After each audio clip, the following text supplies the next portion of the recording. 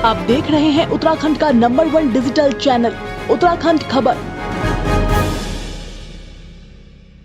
नमस्कार, उत्तराखंड खबर में आपका स्वागत है। भारतीय जनता पार्टी के नेता एवं पूर्व सैनिक प्रकोष्ठ उत्तराखंड विनोद कुमार खंडूड़ी, जो कि पौड़ी गढ़वाल के रहने वाले हैं, और उन्होंने बताया कि वे 16 साल की उम्र से ही देशभक्ति में जुट गए थे तथा अब खंडूड़ी समाज कल्याण के लिए जन सेवा में जुट गए हैं और लोगों की सेवा कर रहे हैं।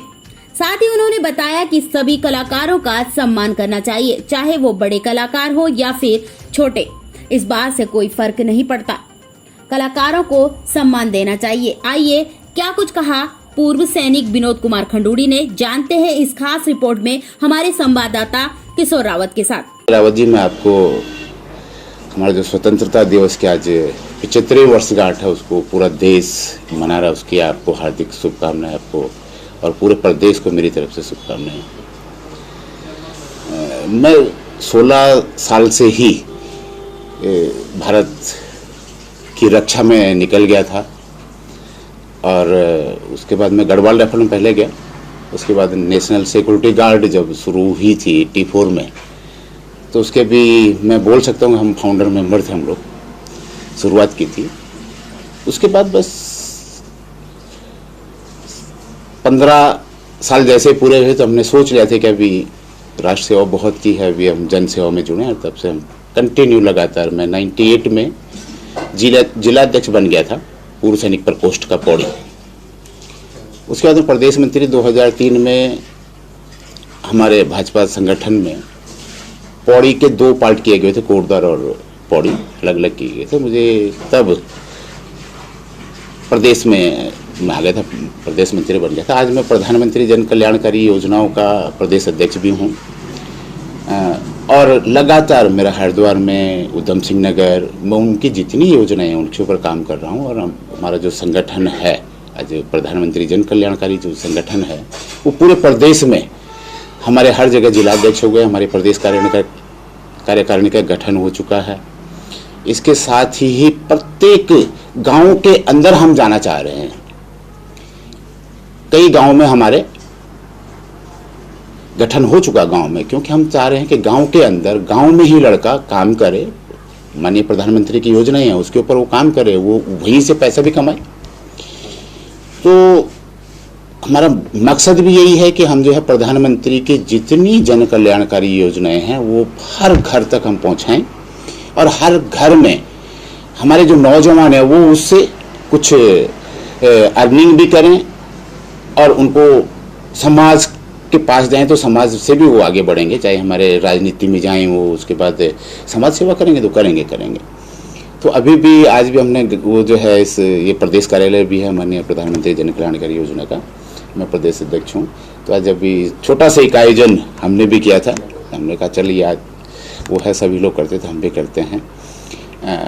रही बात आपने एक कलाकारों की बात की है, तो मैं बहुत बचपन से ही कलाकार हूँ। मैं जब रामलीला हुआ करती थी तो हम उस समय बंदर का वो भी हमने किया हुआ है। उसके बाद हम थोड़ा थोड़ा आगे बढ़ते गए, कभी सीता का किया, कभी लक्ष्मण का किया, रोल हमने किया। उसके बाद मैं आर्मी में चला गया था, लेकिन आर्मी में रहने के बाद भी मैं 2 साल तक करता रहा कंटिन्यू। उस ड्यूरेशन में मैं बाहर निकलता था। कलाकार आज कोरोना काल से ही हमने, खैर डे 1 से हम लोग काम कर रहे हैं कलाकारों के लिए। जहाँ तक मदद हो पाई वो हमने की, चाहे उनको राशन की हो, चाहे उनको आर्थिक मदद दी हो, वो हमने किया है। काफ़ी लोग हमसे जुड़े हैं, उन लोगों ने हमसे बोला कि क्या क्या करना चाहिए उन्हें। माननीय मुख्यमंत्री जी से भी हमने निवेदन किया कि इनको ये चीज़ें होनी चाहिए। अभी भी माननीय मुख्यमंत्री जी ने 2-2 हज़ार रुपया पर मंथ एक कलाकार को दिया है। मैं उनका भी धन्यवाद करना चाहूँगा आपके माध्यम से। तो वो 2-2 हज़ार पर मंथ, वो 5 महीने तक उनको मिलेगा। तो उसके लिए माननीय मुख्यमंत्री जी को धन्यवाद देना चाहूँगा। इसे प्रदेश के कलाकारों की तरफ से भी उनको धन्यवाद करना चाहूँगा कि देखिए, पुराना कलाकार है। अगर आप मेरे से पूछेंगे तो कलाकार एक शब्द है जिसका नाम ही कलाकार है, वो चाहे पुराना है चाहे वो नया है। लेकिन हाँ, हमें पुराने लोगों को सम्मान देना जरूर चाहिए। पुराने लोग हैं, हमारे एक संस्कृति है, हम अपने पिताजी को अगर वो जो है इज्जत देंगे तो हमें इज्जत मिलेगी, अपने बड़े भाई को इज्जत देंगे तो वो हमें भी इज्जत मिलेगी। तो कलाकार बड़ा छोटा नहीं होता है, कलाकार एक समान होता है मेरे हिसाब से। कलाकार को केवल तालियां और उसको एक तारीफ चाहिए। तो अभी ये भी हुआ, आगे हम प्रयास कर रहे हैं। जैसे अभी मेरी सूचना विभाग में बात हुई है, तो मैंने सूचना विभाग में जो बात की है, मैंने कहा हमारे आप जो है, मुझे जो है खास तौर से मुझे 13 जिले हैं, 13 जिले में 15 जो आपके दल हैं, एक जिले के लिए 15 दल दीजिए जिनको कि 10-10 दिन का प्रोग्राम आप देंगे, तो उनको वहाँ से भी फायदा होगा। फिर हमारी जितनी योजनाएं हैं उनका प्रचार प्रसार हम हर जिले में एक छोटे से छोटे एक छोर तक हम पहुँचेंगे, वहाँ हम उसका प्रचार प्रसार करेंगे। और पूरी एक मन होता है, एक संस्कार होते हैं हमारे पैतृक जो संस्कार हैं। मेरे दादाजी उस समय आरएसएस से जुड़े हुए थे जब यहाँ कोई नहीं थे, तो मैंने उनसे सीखा है बहुत कुछ। और हमारी फैमिली जो शुरू से ही रही है, अपने आप अगर कोई हमारे पास आ गया, हमारे पास 2 रोटी तो हमें उसको बांट के खाना चाहिए। एक तिल भी हमारा एक पुरानी वो है, तिल भी हम बांट के खा सकते हैं। तो कुछ ऐसे ही हुआ था, तो मैं तो आर्मी से हूँ, तो कुछ पेंशन इकट्ठा हो रखी थी, वो पौड़ी में है मेरा पेंशन अकाउंट। तो एक मन बनाया मैंने कि मैं शुरू तो करूं, यानी मेरा उद्देश्य है कि हम शुरू करें, 10 लोग आएंगे, लेकिन शुरू करने के लिए मैंने अपनी पेंशन से वो पैसा निकाला, मैंने शुरुआत कर दी। क्योंकि मैं 1866 लोगों को उस समय शुरुआत में कोरोना काल में पहला डिस्ट्रीब्यूशन में 29 तारीख को कर दिया था, 50 लोगों को ये थाना रायपुर में पहले दिन 29 तारीख को। तो वो एक स्टार्टिंग किया था, उसके बाद लोग जुड़ते रहे। जब आप स्टार्ट करेंगे तो लोग जुड़ेंगे ना, और एक किसी को गाइडलाइन देने वाले बहुत लोग हैं, लेकिन उनको निखारने वाला बंदा बहुत ज़रूरी है।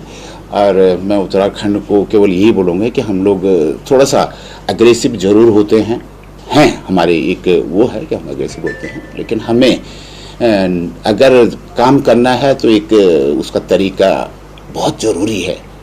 और मैं कलाकारों से एक निवेदन और भी करता, मैं तो ये बोलता हूँ उनको कि देखिए, ये कलाकारी लाइन में ही आपका भरण पोषण नहीं हो सकता, बहुत दिक्कतें हैं। इसके साथ ही मेरा एक और मुहिम है, मैं आपको आपके संज्ञान में डालना चाह रहा हूँ कि प्रदेश सरकार में या वो केंद्र सरकार में जो लोगों को रखा गया, जैसे एक आउटसोर्सिंग से जो भी रखा गया है, मेरे सामने एक अभी केस आया बल्लारी नेगी जी का, मैं आपके संज्ञान में भी डालना चाहूँगा।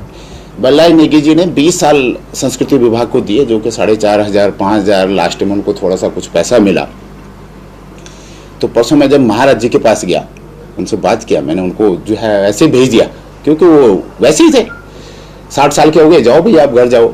तो वही बात मैंने महाराज जी से भी की, वही बात मैंने सीएम साहब से की कि ये चीज़ें प्रदेश के लिए भलाई नहीं है, ये बुराई है। हमें किसी भी तरह से जो लोग जो है इतने सालों से आपके यहाँ काम कर रहे हैं, जनरल खनौड़ी जी ने एक निकाला था उस समय, लेकिन वो शासन इसका अभी तक कुछ पता नहीं चल रहा, कोई इसके ऊपर काम करने को तैयार नहीं है कि 10 साल हो गए तो उसको दे दो ना भाई। यानी एक जो बच्चे की लाइबिलिटी होती है वो जो है, चलो ठीक है 30 साल तक वो 10,000 5,000 जो भी है उसको आप एक पॉकेट मनी के रूप में उसको दे दो, लेकिन 30 साल के बाद उसके जो है एक लाइबिलिटी उसकी बढ़ जाएंगी, उसकी शादी हो जाएगी, उसके बच्चे हो जाएंगे। हम एक अच्छे भारत की वो जो है बात कर रहे हैं। अगर हमारे बच्चे शिक्षित न हो, उनके पास खाना न हो, वो अपने बच्चों को अच्छी शिक्षा न दे पाए, तो हम कैसे में इसकी वो जो है कामना कर सकते हैं कि हमारा भविष्य एक अच्छा होगा। तो मैं उस भविष्य की भी बहुत चिंता करता हूँ और उसके ऊपर कंटिन्यू अभी तक मैं अपने सारे सांसदों को, अपने ये जो है मंत्रिमंडल को, अपने जितने भी सीएम अभी तक रहे, सबको मैं इस चीज़ के बारे में जानकारी दिया हूँ कि कम से कम जिन लोगों को 10 साल हो गया उनको परमानेंट तो कर दो। तो यहाँ पर बहुत लोग हैं, बहुत पुराने लोग हमारे हैं, उनका भी देखो सम्मान करना बहुत ज़रूरी है। लेकिन मैं तो चैलेंज कर रहा हूँ कि आप मुझे उस जगह दीजिए जहाँ पर आप बोलते हैं कि हम हार रहे हैं, क्योंकि मैंने आपदा में बहुत काम किया है, चाहे आपका यमुनोत्री क्षेत्र हो, आपका ये धनौल्टी है, धनौल्टी बहुत काम किया मैंने, आपका उधर ये केदारनाथ साइड है, हर जगह काम किया मैंने। 2013 से 2017 तक कंटिन्यू लोगों के बीच में रहा हूँ।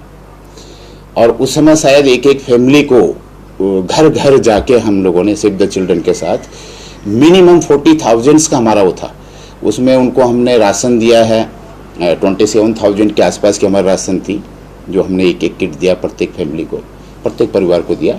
उसके बाद हमने ये किया कि चलो ठीक है, आपका खेत टूट गया, आपका खेत में कोई नुकसान हो गया तो आप उसकी वो करो, चिनाई करो या उसको सफाई करो, उसका भी पेमेंट हमने दिया उनको 152 रुपये प्रति व्यक्ति, एक व्यक्ति को दिया है। तो इस तरह से हम लोगों ने काम किया, लेकिन जन सेवा ही वो है। मैं तो यही बोलता हूँ कि नर सेवा ही नारायण सेवा है। मैं केवल उसके ऊपर विश्वास करता हूँ। और चुनाव के लिए मैं सोच रहा हूँ, मैं तो एक उसके साथ बोलता हूँ, अभी आप यहाँ पर कदम रखा है और एक दुर्भाग्य है हमारा, उसके ऊपर मैं बात करना चाहूँगा कि एक हमारा बहुत बड़ा दुर्भाग्य, अगर उनको डिबेट करनी है इस बारे में, उनको डिबेट करने वाला कोई मिला नहीं है कि हम मुफ्त बिजली देंगे। अगर डिबेट भी आपको अगर करवाने की रावत जी, उनकी डिबेट मेरे से करवाने, आप जो करवा दीजिए, और उनका जो श्रेष्ठ आदमी है उसके अगेंस्ट में मैं चुनाव लड़ना चाहूँगा।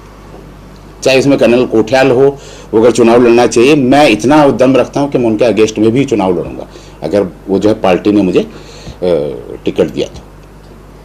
सभी को अपनी तरफ से एक बहुत बहुत रक्षाबंधन की, जन्माष्टमी की, सबके, और आगे भी जितने भी हमारे त्यौहार हैं उनकी सबकी बधाई देता हूं। और सभी अच्छे रहें। और एक मेरा सबसे बड़ा मैसेज ये है कि सभी, अभी तीसरी लहर का जहाँ तक मुझे अंदेशा है वो होने वाला है। सब लोग एक थोड़ा सा दूरी रखें, अपना फैसला रखें, मास्क ज़रूर रखें, जिससे कि हमारी तीसरी लहर से हम लोग बच पाएँ।